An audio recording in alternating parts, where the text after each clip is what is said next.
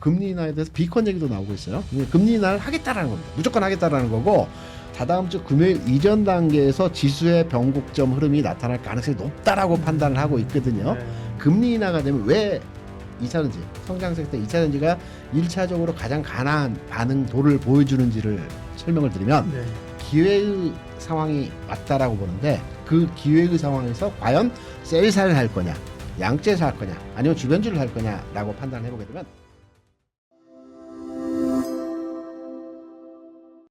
고용지표가 부진하게 나오면서 네. 금리 인상의 가능성이 높아졌습니다. 네. 횟수도 2회나 2.5에서 3회 쪽으로 가고 있고, 네. 이달에 B컷 가능성, B컷이 아니더라도 어쨌든 금리 인하의 기조가 빨리 간다고 하면, 금리가 떨어지면 성장주가 보통 유리하다고 하잖아요, 그죠? 맞습니다. 그러면 뭐 바이오나 그죠? 뭐 이런 2차전지도 그럼 금리 인하의 수혜주입니까? 최대 수준이죠. 아 그래요? 그러니까 과거에 이제 뭐 금리부터 제가 체크하고 넘어가면, 네.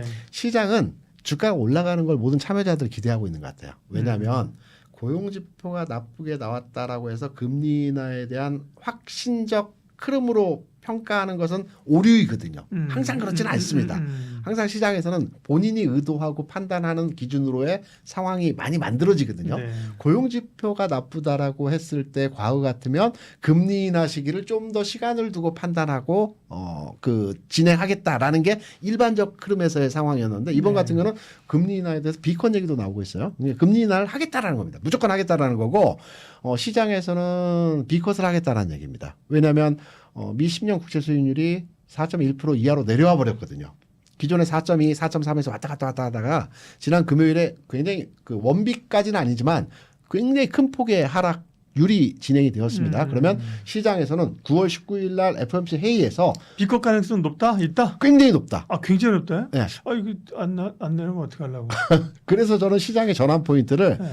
9월 19일, 다다음 주 금요일입니다. 네네. 다다음 주 금요일 이전 단계에서 지수의 변곡점 흐름이 나타날 가능성이 높다라고 판단을 하고 있거든요. 네. 그래서 9월 19일 FOMC가 중요 지점에서 흐름이고, B컷이 될 가능성이 그래요? 어차피 뭐 모르는 거잖아. 사실 전망이 불가능한데, 사실은 기본적으로는 저도 그렇고 이제 내릴 가능성은 사실 거의 100%다. 그죠? 그렇죠. 네. 그러나 B컷까지는 실제로 지금 패드워치에서도 지금 50bp 가능성 자체는 사실 그렇게까지 높지는 않아요. 한 그렇죠. 30% 정도 네, 되나 그죠? 그 네, 정도 그래서 B컷은 아닐 것 같은데 김대림 대표님 B컷 가능성 꽤 높다.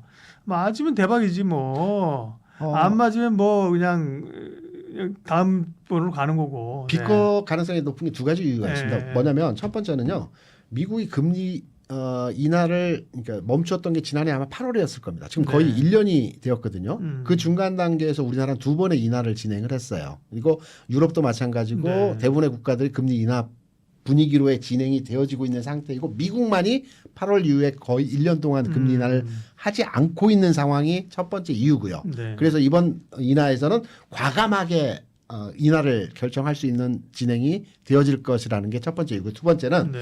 트럼프 대통령이 인사권을 가지고 계속 밀당을 하지 않습니까? 네. 그리고 밀당을 연준 하죠. 의원들도 어떤 의원은 굿캅, 어떤 의원은 배드캅 역할을 하면서 좋은 내용, 나쁜 내용을 네. 금리 인하에 대해서 계속 서로 간에 경쟁적으로 굿캅, 배드캅 역할을 하고 있어요. 통상적으로 우리가 예상하는 패드워치에서 말하는 것처럼 90 몇 프로의 0.25% 인하 가능성이 네. 있다라고 할 때는 굳이 연준 의원들이 나와서 내가 악역, 내가 긍정적인 역할을 안 합니다.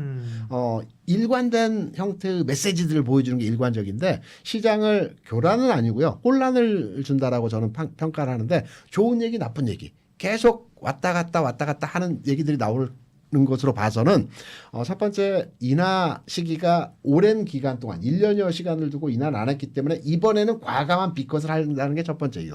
두 번째는 연준 내에서의 분위기가 0.25를 해서는 만족할 만한 뭐 인사권에 대한 문제들, 그리고 최근에 국가 배드캅에 대한 부분들을 판단해 볼 때 또 충분하게 0.5 수준에서의 인하가 될 가능성이 높다라고 판단되는 분위기입니다. 지금 패드워치를 보니까요. 네. 25bp 내릴 확률은 90.1이고 네. 50bp 내릴 확률은 99.9예요. 그러니까 합치면 100이에요. 어쨌든 네. 내리는 건 100이에요. 그죠? 네, 네. 내리는 100인데 25bp는 90.1, 그냥 90, 그죠? 그다음에 B컷 가능성은 9.9니까 10%예요, 그죠? 그런데 9.9의 가능성에 이 사실 패드워치 다 맞는 게 아니에요. 이게 사실 확확 바뀌어요, 그죠? 예를 들면 오늘 뭐 B컷 가능성이 더 높아진다 그러면 내일 B컷 가능성이 지금 9.9가 아니라 갑자기 30으로 올라갈 수 있어요. 네. 이거는 되게 확확 바뀌거든요. 패드워치가 한 달 전에 100%였다가요. 네. 75%까지 내려간 적이 있었습니다. 그러니까요, 그리고, 바뀌어요. 네, 자주 바뀝니다. 그래서 김대준 대표님께서는 B컷 가능성 9.9에 걸었습니다. 와, 네. 다음번에 오실 때, 네. 와, 그때 정말 대박이었어요. 그래서 맞고 나서 주가 올랐잖아라고 얘기할 수도 있으니 제가 잊어버리면 다음에 와서 B컷 타골랑 얘기 한번 해주세요. 네네. 제가 지금 처음 말씀드린 게 한 달 전부터 네. B컷 가능성에 대해서 네. 타 방송에서 또 언론에서도 얘기를 드렸는데요. 그러니까 B컷 되면 말씀하세요, 죄송해요. B컷이 되어야지만이 시장은 반응할 것 같아요. 0.25에서는 지금 시장이 커브를 위로에 만들어낼 수 있는 상황은 아니고요. 그렇죠. 0.5 수준은 해줘야 시장이 반응하는 형태가 진행되어질 것 같고, 그리고 이제 금리 인하가 되면 왜 2차전지, 성장세 때 2차전지가 1차적으로 가장 강한 반응도를 보여주는지를 나름대로의 설명을 드리면 네. 길게 한번 보겠습니다. 그러니까 LG화학이 과거에 2차전지의 대표주였기 때문에 2007년도에 물론 2차전지 산업을 이때 끌어왔던 건 아니지만 성장주의 흐름을 대비해서 말씀드리면 네. 2007년도에 미국의 금리가 4.6% 정도를 했어요. 이게 이제 금리 인하 사이클과 맞물려가지고 1.6%까지 쭉 금리가 내려갔거든요. 이때 성장 섹터의 대표 종목인 LG화학이 6만 원에서 50만 원까지 올라갔습니다. 그러니까 2007년에서 2011년까지 미국 금리는 4.6에서 1.6 가는 과정에서 6만 원에서 50만 원까지 올라갔어요. 두 번째 사이클은 2019년도에 LG화학이 그 당시에 30만 원이었어요. 100만 원까지 갔거든요, 이게.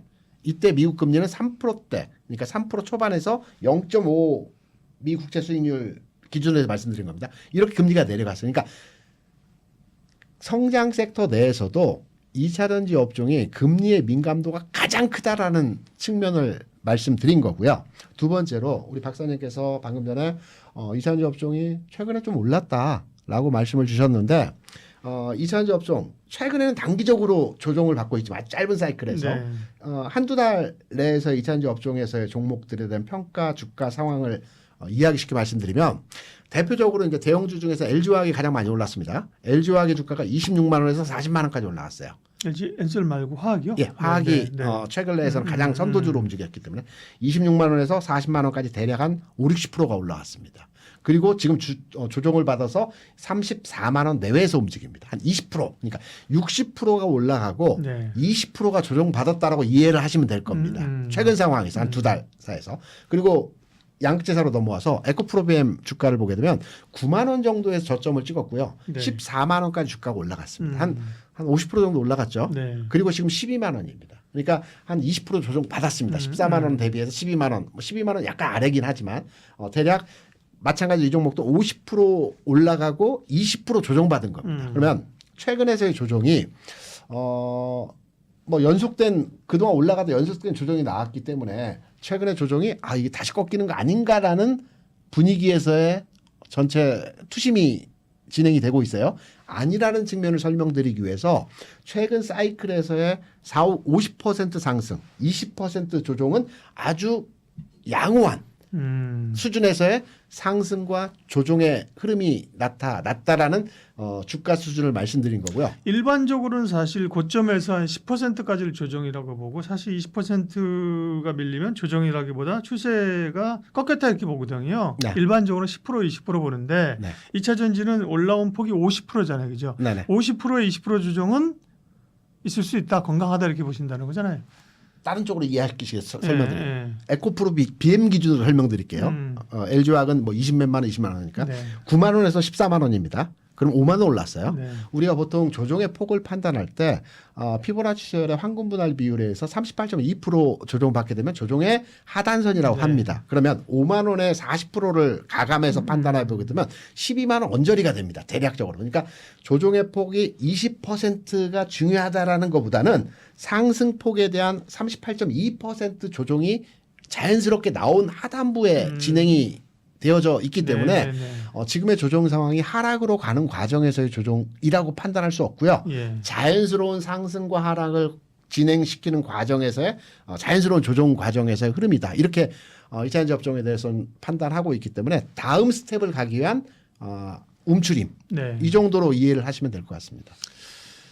그러면 전략 세우겠습니다. 2차 전지 지금 사실은 꽤 많이 올라온 상황에서 조정인데 자연스러운 조정으로 보셨다고 하면 네. 일단 보유자 측면에서의 전략, 신규 투자자에서의 전략 나눠볼 텐데 보유자 측면에서의 전략은 어떻게 할까요? 보유자 측면에서 지금 교체 매매를 할 수 없는 보유자라 하면 사실은 물린 사람이잖아요. 그죠? 많이 물린 사람들이죠. 최근에 사서 보유한 게 아니라 예. 과거에 사서 사실은 지금 올라와도 마이너스 손실을 보고 있는 사람들을 우리가 보유자라고 봐야 되잖아요. 그렇죠.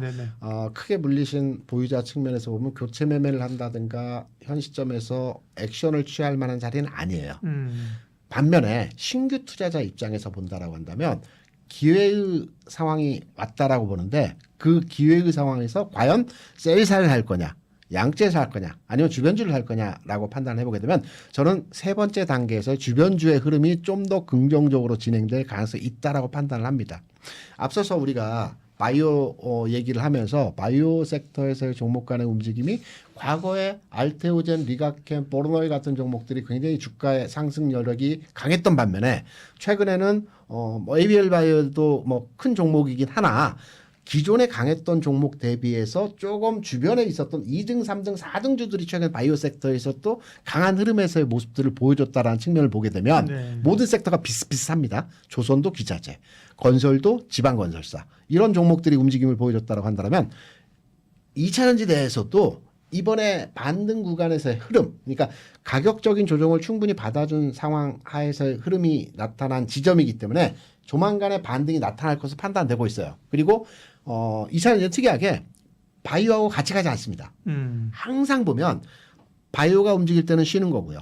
그리고 바이오가 쉴 때는 2차전지가 합니다. 이거는 개인이 선호하는 업종이기 때문에 개인의 돈의 집중력에 두 가지 그렇죠. 업종에 같이 사기 어렵죠. 투여되기 어렵기 때문에 항상 이것을 팔고 이것을 사는 과정이 진행되었고 계속된 서로 간의 핑퐁 흐름에서의 진행이 되었다라고 판단이 됩니다. 그래서 이번에 이산주 업종이 전반의 흐름에서 앞서 말씀드린 38.2% 조정 수준에서의 가격 저점 구간에 현재 들어와 있기 때문에 저는 빠르면 이번 주 상황 하에서 화수 그러니까 내일과 모레 정도 상황 하에서 2차전지 업종의 반등이 나올 것으로 판단이 되고 있어요. 그런데 이 반등에서 셀사, 양재사보다는 그 앵캠 같은 그 전해질 관련 그러니까 주변주라고 우리가 보통 얘기하죠. 그러니까 제3지대에 있던 종목들 아주 핵심적으로 우리가 포커싱 되어진 종목이 아닌 주변에 있었던 종목들의 흐름들이 좀 더 강화된 주가에서 움직임을 나타낼 수 있기 때문에 보유자는 교체 매매 시점은 아닙니다.